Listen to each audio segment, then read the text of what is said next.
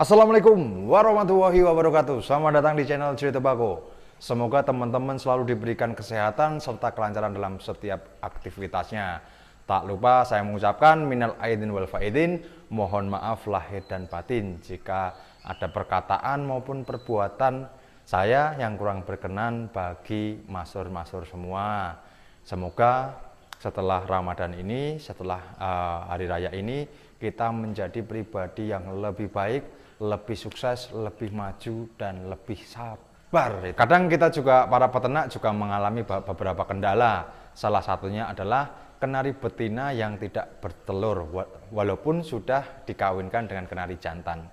Dalam video ini kita akan mencoba berbagi beberapa tips mengenai pola rawatan, ataupun juga bisa menjadi solusi bagi masur-masur semua tentang perawatan kenari betina yang tidak kunjung bertelur. Ternak iku nganggo rasa, ora bisa dipaksano. Yen hasil disyukuri, yen ra hasil sesuk ya dibaleni. Ternak dolanane nyawa, kadang ana ya kadang seno. Sing penting dijalani, bab rezeki sing ngatur Ilahi. Kadang bayangan kita itu indah, proses ini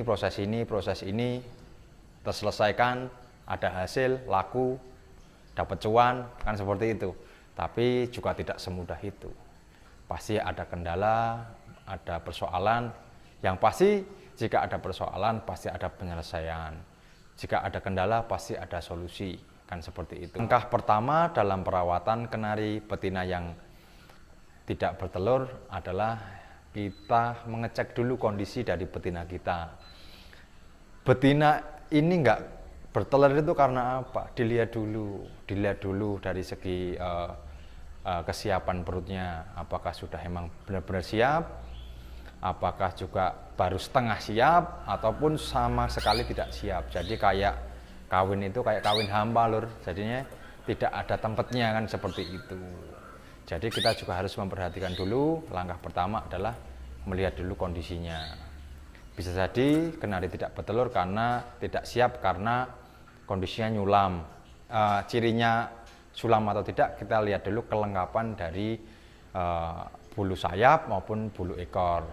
Kalau ada, biasanya ada rongga-rongga, ataupun ada istilahnya ada bung atau bulu jarum yang mau tumbuh, itu juga bisa jadi faktor kenapa burung kenari kita tidak bertelur. Karena energi ataupun asupan larinya ke bulu tersebut untuk pertumbuhan bulu. Jika kenari kita terlihat berlemak, kita ambil dulu kenari betina dari sangkar ternak.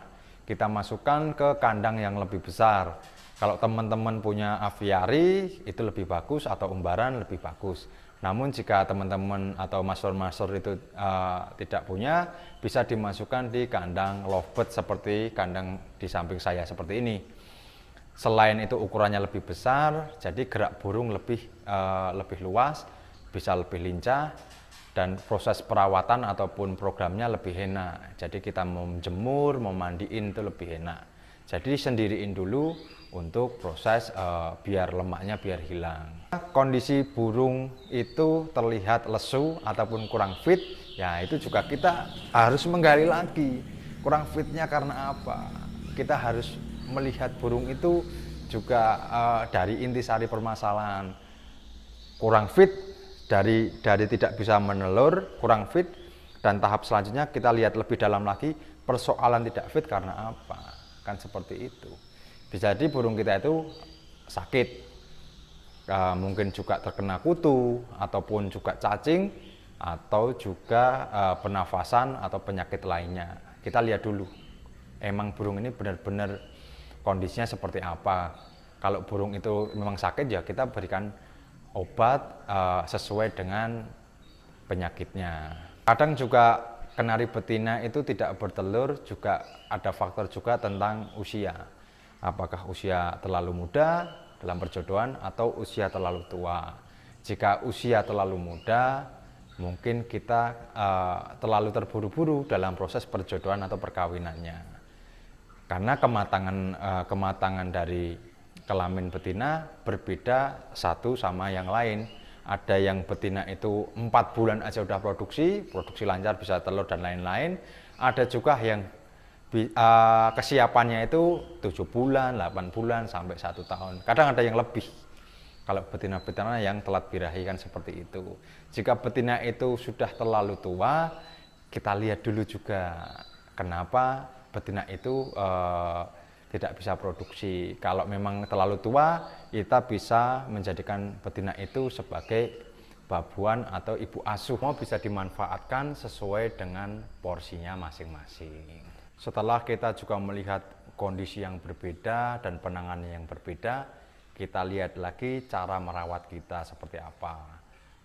Apakah burung kenari betina kita itu sudah cukup dalam penjemurannya, cukup dengan asupan protein ataupun gizinya, itu juga master yang tahu. Makanya setiap proses peternak itu pasti ada proses persiapan sebelum menuju peternak.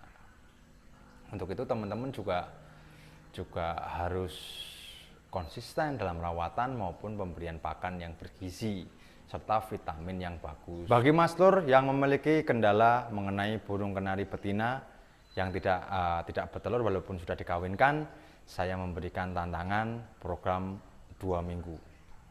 Program 2 minggu ini kita bagi menjadi 2. Minggu yang pertama, usahakan Mas Lur memberikan tiap hari porsi sayur-sayuran yang hijau seperti sawi ataupun mungkin juga gambas. 2 sayur itu dulu program 1 minggu.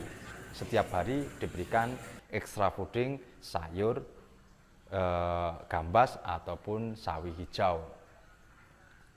Dan proses 1 minggu itu full dengan rawatan harian yang bagus. Setiap hari wajib untuk kita jemur dan wajib untuk kita berikan cepuk mandi dalam sangkarnya. Jadi burung itu kena jemur dan mandi secara rutin dalam proses 1 minggu pertama itu. Selain itu juga tambahkan pakan dengan kandungan biji niger maupun millet putih. Hanya mungkin beberapa persen mungkin ditambahkan 10 ataupun 20% dari pakan biasanya untuk program 1 minggu pertama. Juga ditambahkan dengan asinan, ataupun kalau teman-teman sulit ya mencari asinan, kita berikan cangkang telur ayam, itu nggak masalah. Jadi cangkang telur ayam yang kita cuci bersih, kita keringkan, mungkin kita tumbuk biar lebih halus dan kita masukkan ke tempat kandang betina. Proses 1 minggu itu dilakukan, terlewati. Minggu yang kedua kita program untuk mengisi perut dari kenari betina kita. Jadi dalam minggu kedua ini usahakan kita memberikan tiap hari protein, entah itu telur ataupun sidi. Pakan kita tambahkan biji heifer untuk proses 1 minggu yang kedua. Dengan kondisi burung dijodohkan dengan kenari jantan jodohannya, kan seperti itu. Dalam minggu kedua ini kalsium tetap diberikan, sayuran dikurangin diganti dengan protein, dan juga ditambahkan vitamin-vitamin yang mendongkrak hormon. Contoh kalau di pasaran kita banyak merek, saya sebut aja, mungkin juga teman-teman bisa pakai Vitalur boleh, pakai Fertilfit boleh, pakai merek-merek lain boleh, yang vitamin yang khusus untuk mendongkrak hormon dari betina. Proses minggu kedua sudah terlewati dan itu sudah mulai ada tadi perjodohan, kita kawinkan lagi dengan kenari jantan, kita mulai peternak lagi dan kita melihat perkembangannya seperti apa atau progresnya seperti apa, dan setiap progres itu kita harus mencatat agar bisa kita evaluasi ke minggu-minggu berikutnya. Pasti kodrat makhluk hidup adalah berkembang biak. Jika tidak mabung, ya berkembang biak. Jika tidak sakit, ya berkembang biak. Jadi faktor-faktor penghambat untuk perkembangan biak itu kita juga harus melewatinya, dan kita juga harus memberikan porsi ataupun juga perawatan yang berbeda-beda. Tidak ada kata sulit selama kita berusaha. Beberapa tips singkat dari saya, semoga maslur-maslur bisa mendapatkan referensi ataupun masukan yang bisa diterapkan di kandang ternak masing-masing. Saya hanya membagi beberapa tips yang mungkin bisa Maslur pakai atau mungkin bisa digunakan. Jika ada progres ataupun kemajuan, itu karena pertolongan Allah Subhanahu wa Ta'ala. Untuk itu, tetap semangat, tetap sehat, tetap sabar. Gagal coba lagi dan gagal coba lagi. Badai pasti akan berlalu, berganti dengan mentari pagi yang indah dan menyejukkan. Sekian dari saya, J Tobacco. Assalamualaikum warahmatullahi wabarakatuh. Tetap sehat dan tetap semangat.